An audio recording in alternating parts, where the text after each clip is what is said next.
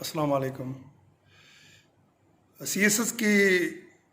تیاری کے حوالے سے اس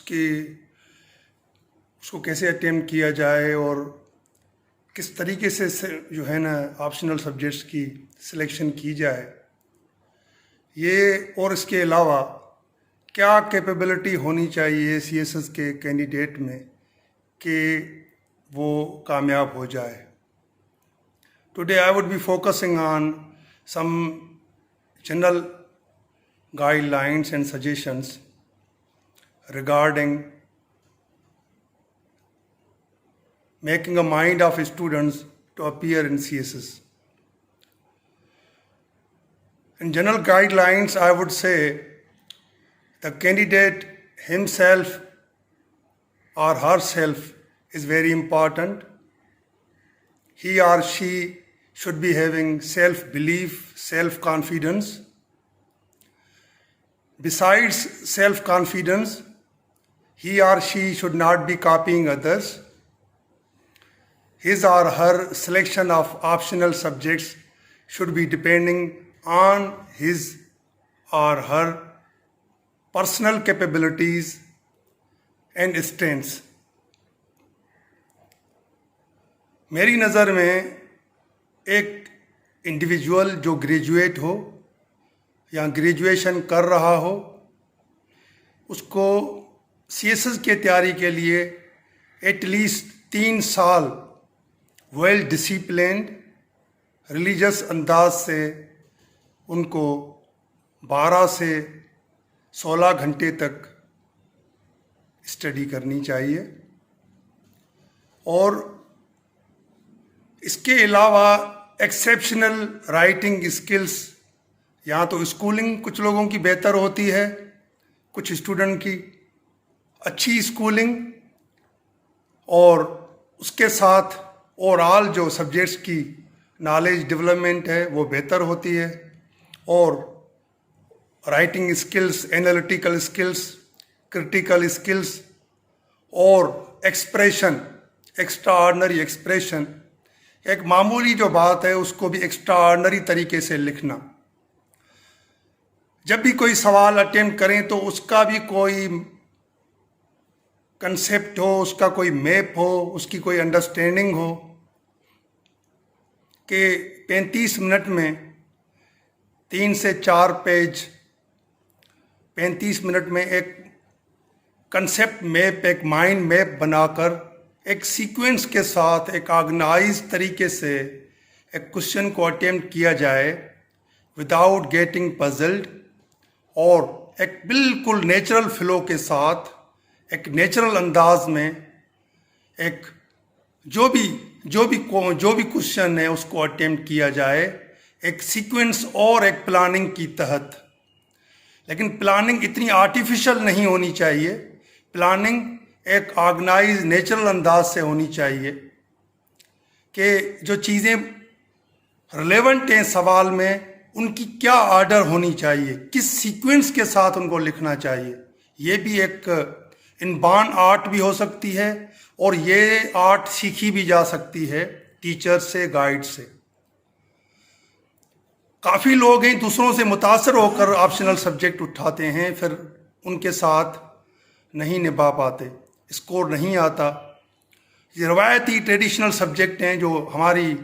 ہمارے تک جو انفارمیشن پہنچ رہی ہے، جو روایتی سبجیکٹ ہیں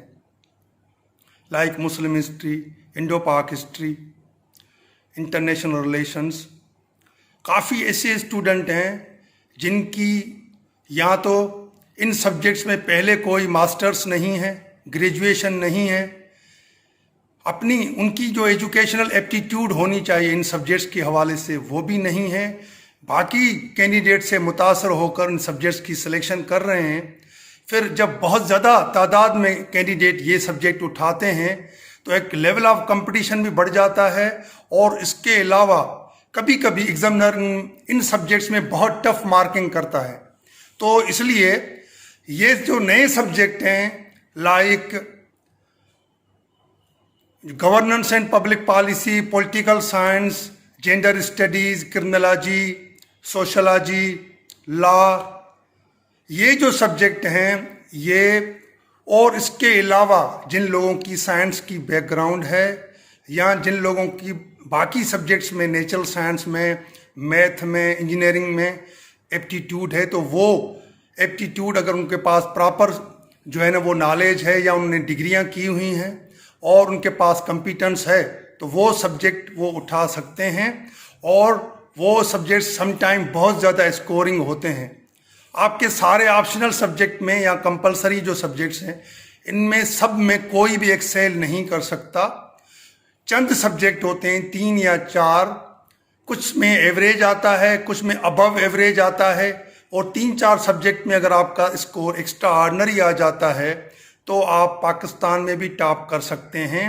لیکن جو سبجیکٹس آپ کے کمپلسری ہیں اور جو آپ آپٹ کر رہے ہیں ان کے ساتھ صحیح طریقے سے آپ ٹریٹ کر رہے ہیں اور ٹائم کو مینیج کر رہے ہیں، سب سبجیکٹس کو انڈیویجول ٹائم دے رہے ہیں تو بہت امپارٹنٹ ہے. آپشنل کے حوالے سے اور کمپلسری میں جیسے روزانہ 2 کے قریب سبجیکٹ ہوتے ہیں تو سم ٹائم بہت ٹائم مینجمنٹ یا ریویژن بہت مشکل ہو جاتی ہے. تو اس کے لیے ضروری ہے کہ ایک تو پورے سبجیکٹ میٹر کے اوپر جو بھی سبجیکٹ ہے آپ کے دن میں دو پیپر ہیں تو دونوں کے اوپر آپ کی سبجیکٹ میٹر کے اوپر پوری گرپ ہونی چاہیے. اس کے علاوہ آپ جو بھی سبجیکٹ تیاری کے لیے اٹھا رہے ہیں، سپوز 1 ہفتہ رہ گیا ہے، 1 دن رہ گیا ہے، تو ایک سبجیکٹ کو اگر آپ کے پاس کسی بھی سبجیکٹ کا جو 100 مارکس کا جو پیپر ہے سپوز اس کے 60 یا 70 سوال جو ہے آپ نے انتہائی امپارٹنٹ کور آف دا کور سوال جو ہیں آپ نے ان کے بریف نوٹس بنا دیے ہیں، ویری بریف، جو سمبلس میں آپ نے ریڈیوس کر دیا ہے اس کو. کہیں پہ بھی آپ صرف 5 منٹ دیں گے تو 3-4 سوالوں کی آپ ریویژن کر جائیں گے. تو یہ بھی ایک میتھڈ ہوتا ہے کہ ٹائم بہت کم ہے جب تو بہت زیادہ کتابیں اٹھانا، بہت زیادہ نوٹس پڑھنا، سم ٹائم اسٹوڈنٹ بہت زیادہ پزل ہو جاتا ہے. تو کانفیڈنس، سیلف کانفیڈنس کے لیے اور ایک مینٹل پیس کے لیے اور اپنے آپ کو کول رکھنے کے لیے آپ کے پاس ایک جو ہے 40-50 سوال جو ہے نا ہر جو پیپر ہے آپ کا، ہر جو سبجیکٹ ہے اس کے 40-50 انتہائی امپارٹنٹ سوال جو ہیں وہ جو 70% کے قریب کورس کو کور کرتے ہوں وہ آپ کے پاس الگ سیپریٹ وہ ہونے چاہیے کہ آپ بہت جلدی میں، آپ چاہیں تو 1 دن میں، آپ چاہیں تو 8 گھنٹے میں ایک پورے سبجیکٹ کی ریویژن کر جائیں. اور ریویژن میں بھی یہ ہے کہ بہت زیادہ کچھ لوگ ایسے ہوتے ہیں کہ ٹائم ڈویژن نہیں کر پاتے، پراپر ٹائم مینیج نہیں کر پاتے. کچھ سبجیکٹس کو بہت زیادہ ٹائم دے دیتے ہیں اور کچھ سبجیکٹس کو اگنور کر رہے ہوتے ہیں. تو اگنور کرنے کے کیونکہ ایک بیلنس کریٹ کرنا چاہیے سبجیکٹس کے حوالے سے. وہ دوسری بات ہے کچھ لوگ یہ کچھ سائیکلوجیکل جو ہے نا وہ پیرامیٹرز بنا دیتے ہیں کہ مجھ سے نہیں ہو سکتا، فلاں بہت جو ہے نا انٹیلیجنٹ تھا، فلاں بہت اچھی اسکولنگ کے ساتھ آیا تھا اور میں نہیں کر سکتا. یہ ساری چیزیں فضول ہیں. آپ کو ایک انگلش کا ایک اسٹینڈرڈ ہے، ایک ابو ایوریج آپ کا انگلش کا اسٹینڈرڈ ہونا چاہیے اور آپ کو روزانہ کم سے کم 15-20 پیجز کی انگلش کا رائٹ اپ ایکسٹیمپور کرنا چاہیے جو آپ کو کرنٹ افیئرس میں، آپ کو ایسے میں اور آپ کے باقی سوال اٹیمپٹ کرنے میں آپ کو کام آئے گا. تو میری نظر میں سی ایس ایس نالج اپنی جگہ پہ، آپ کی انفارمیشن الگ اپنی جگہ پہ، لیکن سی ایس ایس کی کامیابی 80% میری نظر میں رائٹنگ ایکسپریشن ہے. بہت زیادہ لوگ امفیسائز کرتے ہیں نالج کے اوپر کہ نالج بہت امپارٹنٹ ہے. وہ انتہائی انویٹیبل ہے، نالج کے بغیر کچھ نہیں ہو سکتا.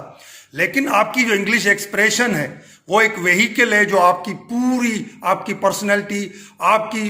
کیا ہیں ایگزامنر کے سامنے لے کے آئیں گی. تو میں سمجھتا ہوں جو ہے نا کول مائنڈیڈ